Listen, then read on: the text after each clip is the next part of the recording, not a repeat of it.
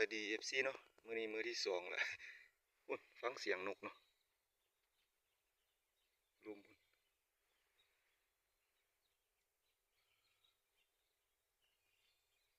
บ่ฮู้ว่ามันสิเห็นนกบ่มันหมอกเป็นอันนี้เนาะโอ้ยได้ลงทางเก่าห้องอยู่ลุมขึ้นมาทางเทิงเนี่ยว่าสิลงทางนี้เนาะเมื่อวานนี้เขาลงทางนั้นลงไปลุมพุ่นเสียงนกฮ้องหลายอยู่ซิกปืนใหม่แล้วเนาะมันเมื่อวานนี้มันบ่ถูกยิงบัดคอยบัดแฮงอยู่มันเป็นน้ำดอกวาวมันเนาะมันบ่ได้ม่างหลายปีแล้ว4 ปี5 ปีแล้วแต่เขาเฮ็ดมาใหม่ๆนะบ่ได้ม่างจักเทื่อโอ้ก็มืดแต่ว่ามันสิเห็นบ่เปลี่ยนดอกวาวใหม่เนาะดอกตัวเก่ามันน้อยนะมันน้อยแล้วมันลุกเข้าไปหูวาวมันใหญ่เขาคิดว่ามันเป็นน้ำอันนั้นน้ำที่แท้มันเป็นน้ำดอกวาวมันยุบนะคิดว่ามันเป็นน้ำหูมันใหญ่มันบ่แม่นหูใหญ่มันก็แตกอยู่เนาะแต่ว่ามันดอกมันยุบเข้าไปในสึเปลี่ยนดอกใหม่ใส่ดอกนี่ก็น้อยคือกันดอกเขาใส่นะมันบ่ได้เอามานำมันปะอยู่เฮือนไปแต่งใหม่เฮ็ดใหม่ให้มันใหญ่กว่าเก่ามันเพื่อมันให้มันยุบเนาะโอเคเนาะเอาหาทางลงไปหามันก่อนพูนห้องอยู่ไกลๆพุ่นเนาะประมาณ100 ปลายเมตรเนาะย่างไปลงทางนั้นพุ่นเลาะแคมทางน้ำหมอกเนาะมาอีกแล้วมาบ่ประโยชน์เมื่อวานนี่ก็ลักนี่ปะ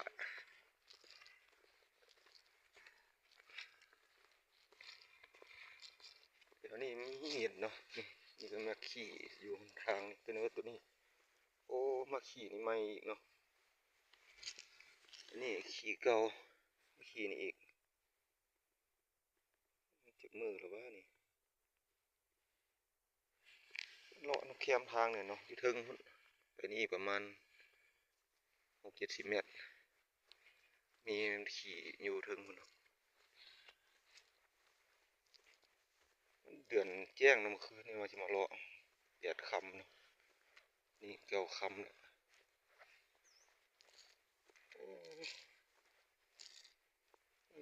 ยานลุมมันก็ลงไปขี่อยู่นี่นี่นะทางเขาลงไปถึงอันนะบนหมาอยู่ถึงไปหน่อยนึงมันขี่อยู่แถวนั้น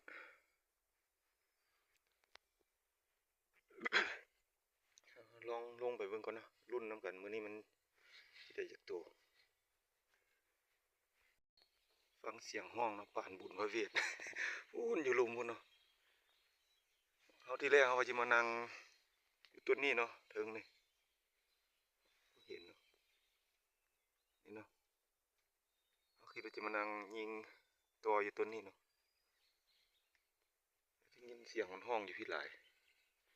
สิลงไปลุมพุ่นเนาะลงทางนี้ไปพูนน้ำไปหามันพุ่นแหละฟังเสียงเนาะโอ้บ่มีครูมาไล่สวยนะคนเดียว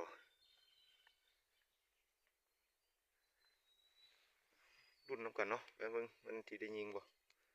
สิมานั่งบนกระคากแล้วก็เปิดเสียงต่อมันลองเบิ่งมันสิเห็นมันบ่มันมืดมันหมอกเนาะยังนำมาเสย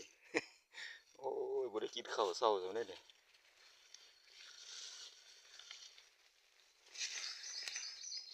โอ้หมากนี่ยังมีเห็นมากินอยู่มันเบิดเลย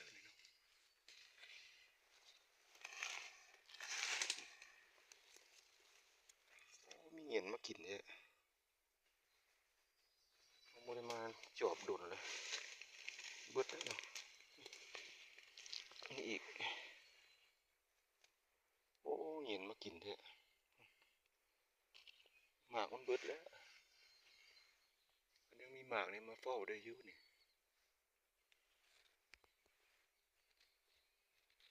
แตกมาพี่ละรีวิวใส่เนาะสอบบนคักๆอยู่กัน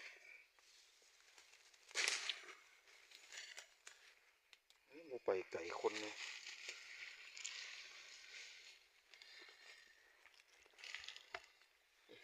มันกินเลย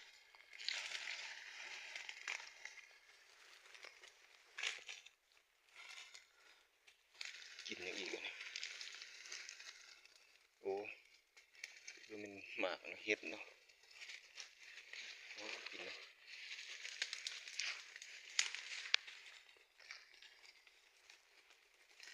ฮัดให้เขาพามาเฝ้าบ้านอันนี้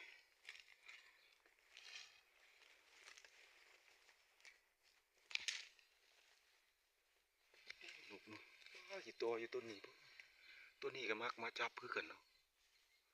ตัวนี้นี่ลองเนาะลองตัวนี้เบิ่งรุ่นน้ำกันจะยิงกับบาดตัวบ่เข่าเนาะอู้ยังห้องอยู่ลูกมันอยู่หมอกหลายมันมาบ่มานี่ครับแปลงสถานที่อยู่นี่แหละจะนำมันไปลุมเนาะมันบ่มาละมันจับอยู่ปากหลายเนาะยิงตกตัวหนึ่งละกายอยู่นี่ยิง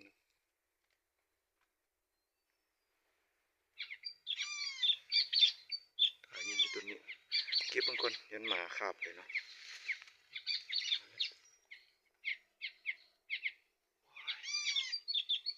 มันทัดมาจับที่ตัวไหนวะบาดแรกนะบ่พลาดนะตกแล้วโอ้ยตัวโน้น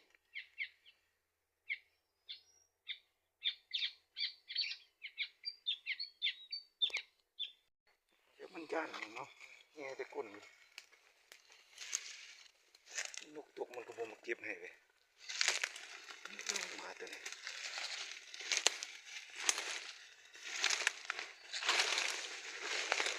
แม่นบ่มันต้นนี้บ่ชื่อบ่นี่แหละ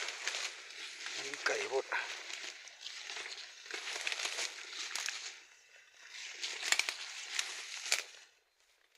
จับนี่นี่นะแม่นเลยเนาะ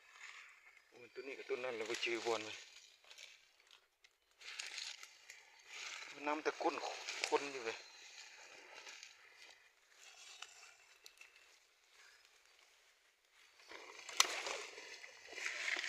แต่คนสะอยู่นี่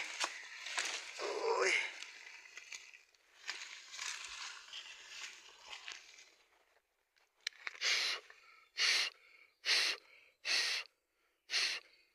เกือบบูถึกเนาะถึกเงินถึง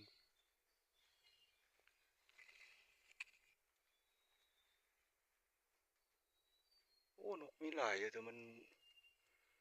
มีหมากกินนะเปิดเสียงโตไปถึง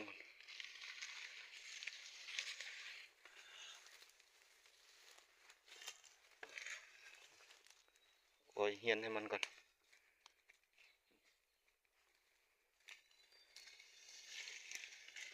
เก็บให้เนาะมีประโยชน์นะหมาเนี่ย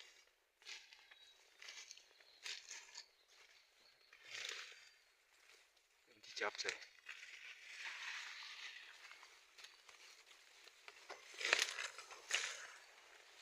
ยิงอยู่พี่ก็ได้กันเปิดเสียงโตไปถึง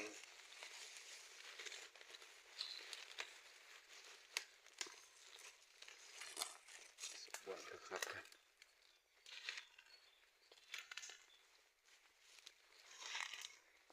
ตัวแรกแหกหมันเนาะมาละ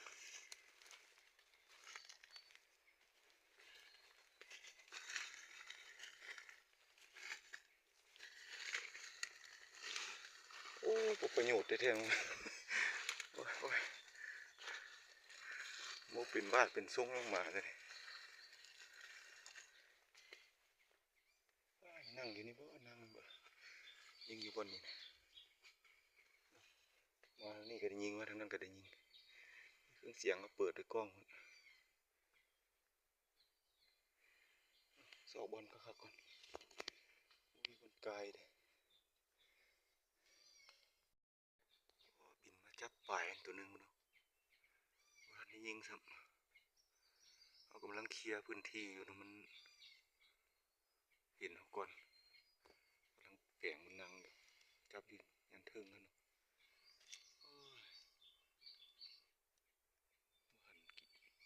เกี่ยมตัวมาก่อนไปทางไหนบ่ตัดตัดไม้มาเสียมอีกก่อนนะมันแจ้งคน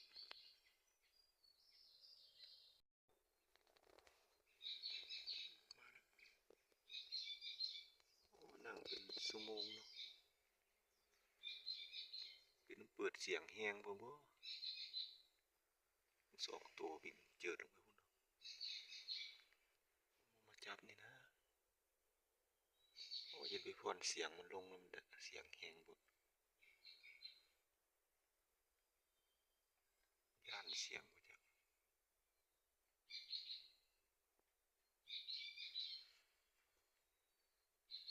อยู่เทิงมันบ่ลงมาเนาะหมอกหลายพุ่น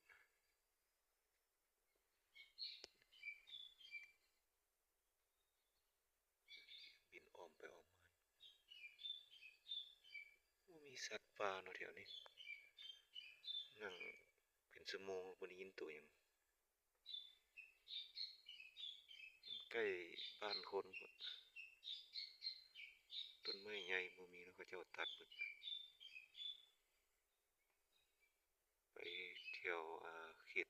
ป่าสงวนเขาเจ้ามีหลายว่าซั่นนี่เขาเจ้าว่าห้องถึงโอ้มันอยู่ต้นบอนเฮาว่าสินั่งที่แรกบ่จัก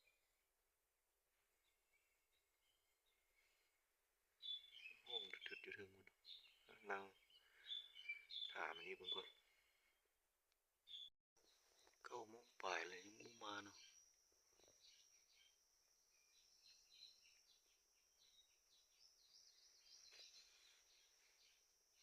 ห้องอยู่เทิงพุ่นน่ะพอนเสียงลงไปยังบ่มาอยู่แดดออกแล้วเนาะเริ่มเห็นแดดแล้ว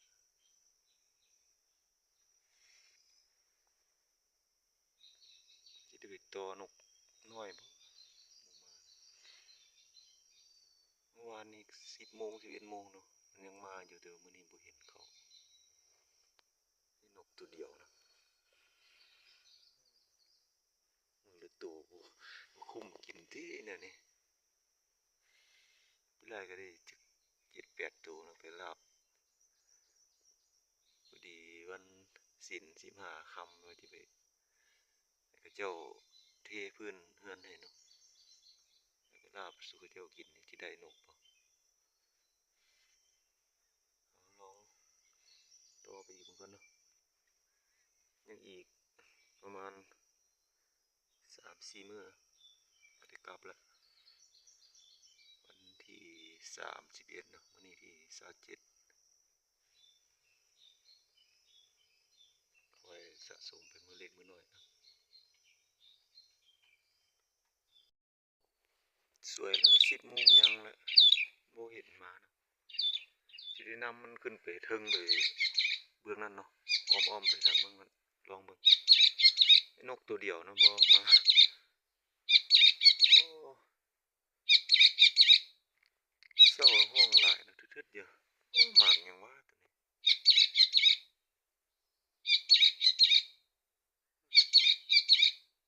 บ่มีตัวให้มันกินนกน้อยก็บ่มา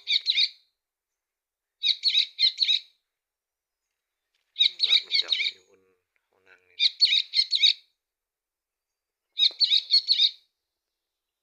ะรุ่นทางเทิงเนาะมันอยู่แถวนี้บ่มาแล้วโอ้ยตัวบ่ฮู้เนาะมันกินน้ำอยู่ต่อ กล้วยนะหอยกินเลื่อมหมดนะนี่เป็นนกกระตูอย่างหอยเสียงนกห้องอยู่ทั้งเด็กมันบ่มาน่ะนะมันรักเลยตัวสองมือเขา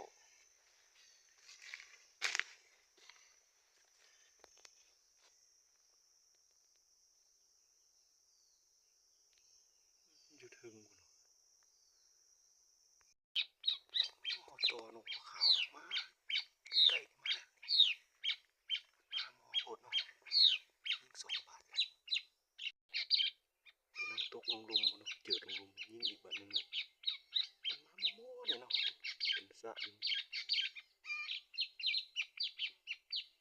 ปวดผิวมาใกล้ๆเนาะจับนี่เดี๋ยวปลายปืนบ้านยิงเนี่ยมา4-5 เมตรเนาะขนมันผิว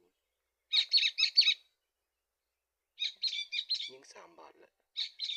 บาทที่แรกจะถือบ่ถือบ่เคยได้ยินเสียงตกเลยตัวสองตัวนี่ตกไปแล้วตัวนึงเจอลงโอ้มันมาอยู่ดันทางเชิงพี่เนาะ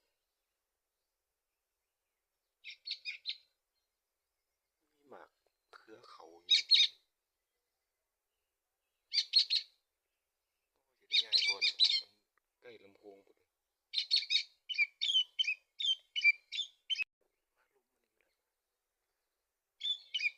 เห็น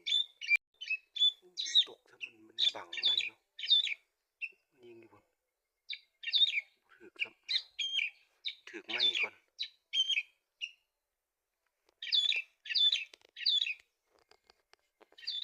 ย่านแต่กระจ้อนเอาไปกินก่อนมันจ้อนหลายเลยเดี๋ยวนี้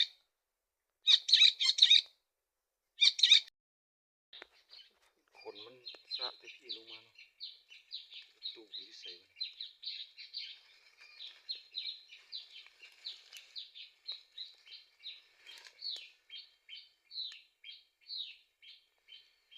คนเต็มหมดเลยตกเลยกินมากไหมนี่เนาะ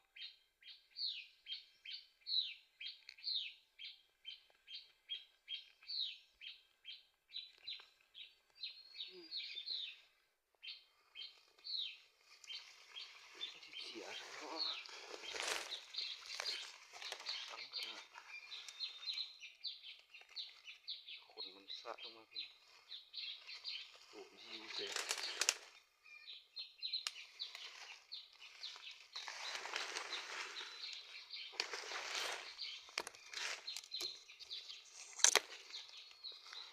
ยิงไปจ้อนกินล่า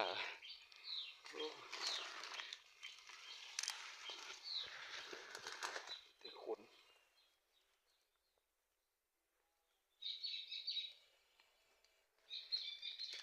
ยันลุมที่บริษัทเนาะส่องก่อน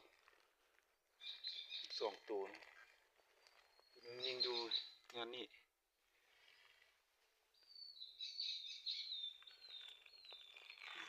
นกขุนแผนเลยขนอยู่เทิงเลยตกลงพี่เนาะ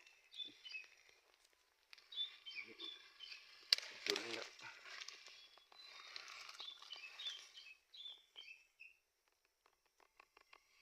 เกือบบ่ถึกยังตัวนึงลงลุมเทิงเจอลงมาใกล้ๆนี่นะเทิงนี่นะยิงอยู่เทิงนี่เนาะมันเจิดลงมานี่นะนำบ่เห็นเลยถึกบอลนี่บ่ยิง4 บาทเนาะบาทสุดท้ายนี่บ่ถึกมันอยู่ต้นนี่พี่อยู่ต้นนี้เขายิงมันต่ำงาก่อนมันจับอยู่นี่แหละแต่ว่าเขายิง3 ตัวอยู่เทิงกันเบิดเนาะมีนกขวกมานี่นะขวกคนเหลืองมันเหลื่อมตาพุ่นนี่ไปแล้วอู้นยิงเบิ่งบ่ เอามึงเนาะไปบนซ้ำเนาะ สอกบนกายอยู่บ่มีบนกายบินหนีครับลงไปลุมเนาะนกหัวขาวตัวนี้มันไปอยู่ใส่เสียนกละล่าแล้วยิงอยู่อย่างนั้นเนาะเจิดลงมาที่นั่นลงไก่ไปเลยเสียนกอีกแล้วเนี่ยลองซอกมันอีกคนเนาะบ่เห็นเลยยามันนะไอ้นกตัวเดียวบินมาอีกเนาะแต่มันบ่เข้ามันดักอยู่ตัวนั้นเนาะลองถามมันเนาะมันจะมาบ่นกขวกเนาะไว้ขันบุคาโทรศัพท์ ให้ยิงละขวกเนาะมา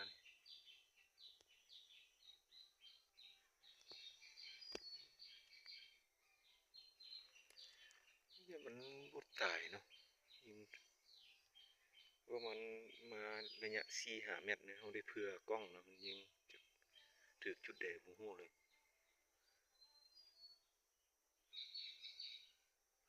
เราถามมันอีกมันก่อนมันมาใกล้ๆนี่แหละซอกควายบนระบบเห็นนะลงมาได้ขึ้นยากเนาะมันสั้นขึ้นเอาผากลิงนี่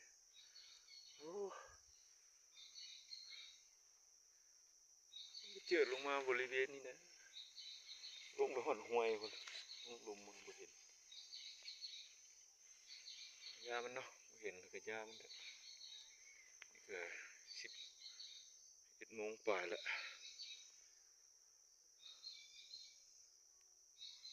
อยากกินข้าวแล้วมาแต่เช้ามันกินมีป่องเดียวนะนมกับเบิดละมีแห้งขึ้นแล้วบัดนี้ยังบ่ไกลๆโอ้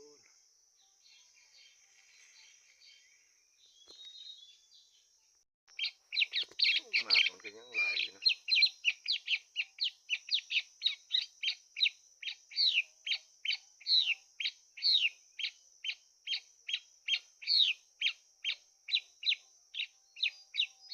หมากเครือเขานี่นะเนาะมันมาใกล้ๆนี่นะเนาะยิงตัวที่แรกยิงอยู่นี่นะมันบังยิงเพื่อตกใส่บุหูเลยลงพุ่นน่ะตัวที่3นี่ตัวมันเจิดลงไปครึ่งนี่เนาะเขาก็นำไปแล้วมันบ่เห็นเสียนก2 ตัวเนาะบ่ถือบาทหนึงเขายิงอยู่พูนตุนเอาพุ่นคางาไม้อยู่แถวนี้เลยมอพูดเนาะมันนี่ไปนี่เป็นประมาณ5 เมตรนี่5 เมตร6 เมตรประมาณนี้เลยเพื่อกล้องเนาะยิงแน่สิหัวจึงถือแน่สิตัวรอดลงลุมนี่เบิด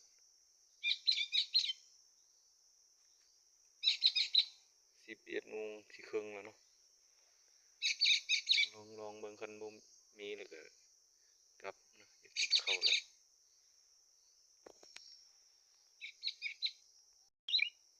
เขานั่งอยู่มันนกขวกเหลืองเนาะเปิดเสียงจับอยู่เทิงเนาะยิงดาดคนซะตัวนึงอยู่นี่ตกแล้วตกลุมแล้ว2 ตัวเนาะโอ้ยขาดลงไปอีกขึ้นมาแล้วเจิดลงไปพุ่นเนาะยิงดาดบ่ถือครับบ่มีบนกายเนี่ยหาบนกายคักๆบ่แปลงบนยิงอยู่พุ่นบ่น่ะเมื่อหน้าถึงเถือมาเนาะแปลงบนไก่น้อยหนึงอันนี้มันมอพุ่นเนาะโอ้มันบินขึ้นไปเทิงพุ่นเลยเนาะห้องอยู่ยิงอยู่นี่เนาะตกลงมานี่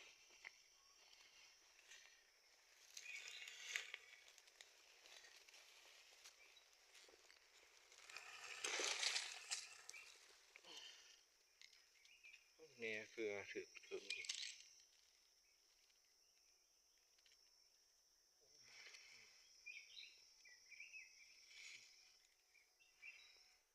่าลงไป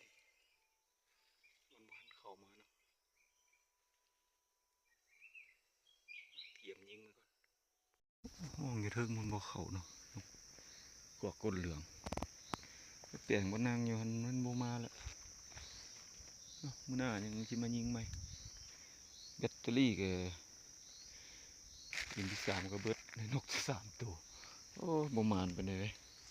เสียนกหัวขาวสามตัวเนาะ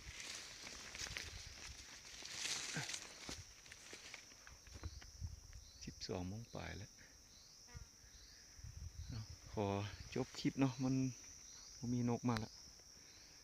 ขอบใจหลายๆ